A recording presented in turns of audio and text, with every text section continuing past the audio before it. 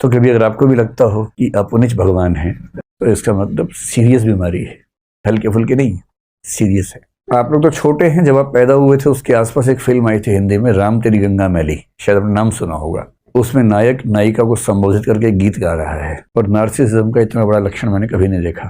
वो क्या कह रहा है, मुझको देखोगे जहां तक, मुझको पाओगे वहां तक, रास्तों से कारवां तक, इस जहां से उस जहां तक, मैं ही मैं हूं, मैं ही मैं हूं, दूसरा कोई नहीं। यदि आपकी जिंदगी में ऐसा प्रेमी प्रेमिका आ जाए तो सीधे लेके जाना है साइकेट्रिस्ट के पास। आपकी जिम्मेदारी बनती है। सच्चा प्रेम करते हैं तो उसका इलाज करवाइए, क्योंकि यदि आपने उसका इलाज नहीं करवाया तो वो आपका इलाज कर देगा। और जो नार्सिसिस्ट किस्म के दोस्त होते हैं, नार्सिसिस्ट किस्म के प्रेमी प्रेमिका होते हैं, पति पत्नी होते हैं, उनका लक्षण ये है, वो शुरुआत करते हैं लव बॉम्बिंग से। लव बॉम्बिंग मनोविज्ञान का एक कंसेप्ट है, लव बॉम्बिंग। प्यार की बमबारी कर देंगे आपके ऊपर, इतना ज्यादा मैसेज करेंगे, miss you, love you, like you, ये वो। 24 घंटे में कम से कम 500 मैसेज करते रहेंगे। और आप सोचेंगे कि इतना प्रेम करने वाला मनुष्य मुझे मिला है, ऐसा तो दुनिया में किसी को नहीं मिला। ये पहला फेज है, ये स्थायी नहीं है, ये सिर्फ पहला फेज है। वो दरअसल सिर्फ अपने आप से प्यार करता है, और इस समय आपको प्यार करने की वजह से वो अपने आप से प्यार कर पा रहा है। आप केवल एक टूल हैं जिसको हासिल करके उसको खुद से प्यार करने की वजह मिल गई है। और ऐसे व्यक्ति को जो अगला स्तर आता है उसको गैस लाइटिंग बोलते हैं मनोविज्ञान में। गैस लाइटिंग शब्द आपने सुना या नहीं सुना पता नहीं। गैस लाइटिंग एक टर्म है, इसका मतलब ये होता है दूसरों को इतना छोटा करके साबित कर देना, इतना आरोप लगाना कि वो बेचारा अपनी सहजताओं को भी पाप समझने लगे, अपनी कमजोरी समझने लगे। जैसे सुबह मान लीजिए उठने की बात है, सबका मन करता है आराम से उठने का। ये लाट साहब तो 8 बजे उठेंगे। अगर पत्नी एक दिन थोड़ा सा लेट उठ गई तो उसको इतना सुना देगा, तुम कैसी औरत हो, कोई शर्म नहीं तुम्हारे अंदर, तो तुम 8 बजे उठ रही हो। खुद रोज 8 बजे उठता है, 8 बजे उठ रही हो, नरक जाओगी तुम तो। मेरी माँ को देखो 4 बजे उठती है सुबह। इतना सुना देगा, इतना सुना देगा कि उस बेचारी को सुबह 8 बजे उठना इतनी गिल्ट फीलिंग हो जाएगी कि वो धीरे धीरे खुद को धिक्कारते धिक्कारते खत्म हो जाएगी। ये इसका उल्टा भी हो सकता है, कोई महिला किसी पुरुष को करे, ये भी हो सकता है।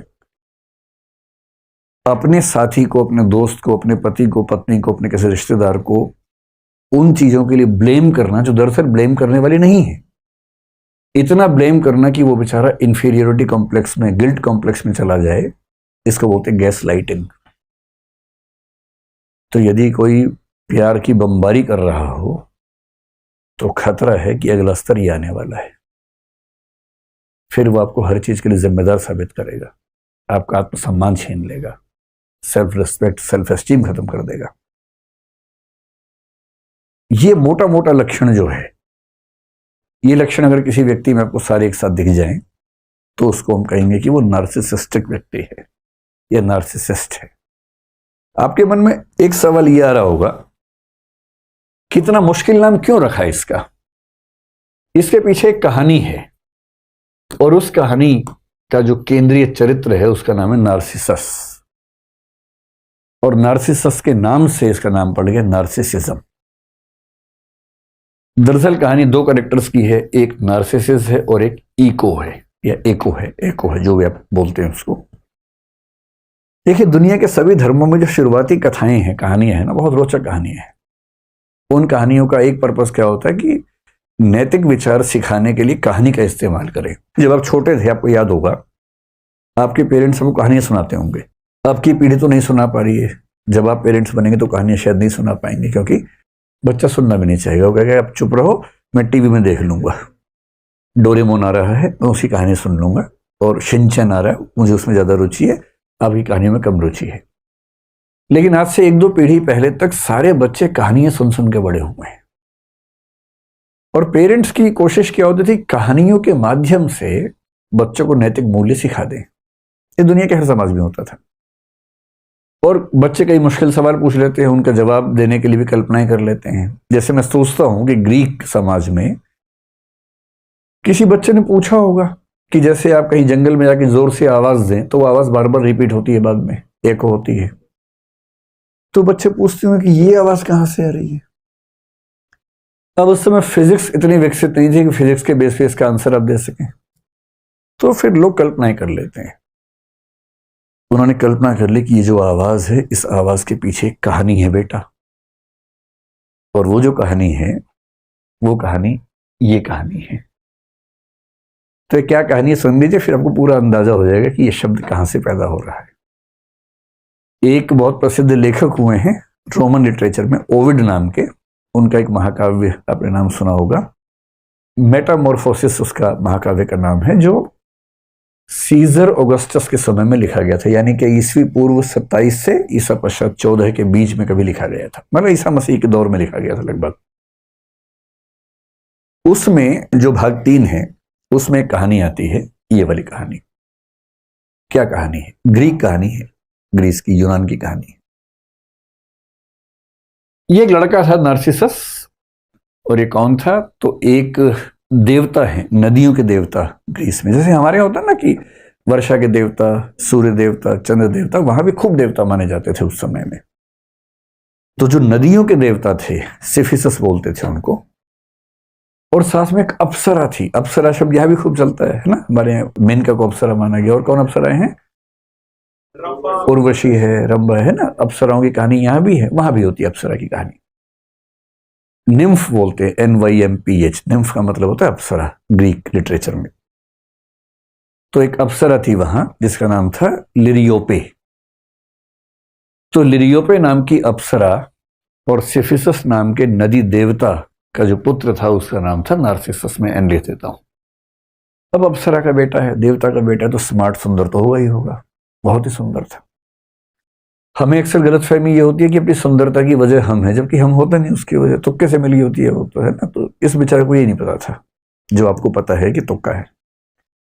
इतना सुंदर था कि इस पे वो गाना सूट करता है, मैं इतना सुंदर हूं, मैं क्या करूं क्या करूं। सच में सूट करता है। इतना सुंदर था कि जो इसको देखता था पागल हो जाता था, इतना सुंदर। तो जितना सुंदर था उतना घमंडी भी था, घोर अहंकारी। अब कई लड़कियां इसको प्रपोज करती थी। भाई अगर कोई आपको प्रपोज करे, मान लीजिए, और आप नहीं पसंद करते हैं, तो कायदे से, विनम्रता से, डिसेंसी के साथ मना कर सकते हैं। सबसे अच्छा तरीका आप ये कहें कि मैं माफी चाहता हूं, मैं पहले से कहीं जबान दे चुका हूं, वायदा कर चुका हूं। बेशक ना दियो, कम से कम उसका अपमान तो नहीं होगा, सम्मान के साथ मना कर दीजिए। और कुछ लोगों से मजा नहीं आता, उनको मजा आता है नीचा दिखाने में। कोई आपके पास आके बोले कि आप मुझे अच्छे लगते हैं, आप बोले तू शीशा देखा कभी? अरे भाई अपनी औकात में रह के सपने देखा कर, अजीब हाल है, भिखारी कहीं का। तो अब ये क्या तरीका हुआ मना करने का? अरे मना ही करना है तो कायदे से मना कीजिए ना। आपका जीवन आपकी संपत्ति है, समझ में आ गया। आप अपनी पसंद का व्यक्ति चुनेंगे, समझ में आता है। और आप किसी का भी अपमान करते चलेंगे, ये तो सही बात नहीं है। इस घमंडी लड़के को इस बात का एहसास नहीं था, खूब अपमान करता था। किसी लड़की ने आके बोला, उसको इतना नीचा दिखाता था कि तू अपना मुंह देख, कैसी है तू, ये है वो है। पर लड़कियां बेचारी उसके बाद जीना भूल जाती थी कि इतना अपमान कर दिया है, विष का घूंट पीती थी। अच्छा, एक कहानी पढ़ के लगता है कि उस समय के ग्रीक समाज में शायद होमोसेक्सुअल रिलेशनशिप्स को लेकर भी बहुत तनाव नहीं था, क्योंकि कहानी में ये भी आता है कि एक लड़का भी इस पे दीवाना हो गया था। वो लड़का बोला कि तलवार, मतलब वो आया उसके पास कि मैं आपके लिए जान दे सकता हूं, मैं कुछ भी कर सकता हूं, मैं चाहता हूं आपके साथ जीना। तो उसने कहा जान दे सकता है तो जान दे दे। वो अवाक रह गया, तो उसने तलवार निकाल के दी कि ले जान दे दे भाई, इतना ही शौक है तो। उसने सच में अपनी गर्दन काट दी और मरने से पहले भगवान से प्रार्थना की कि इस आदमी को सबक सिखाना कि जितना नीचा दिखाता सब लोगों को। पर इसको एहसास था नहीं इस बात का।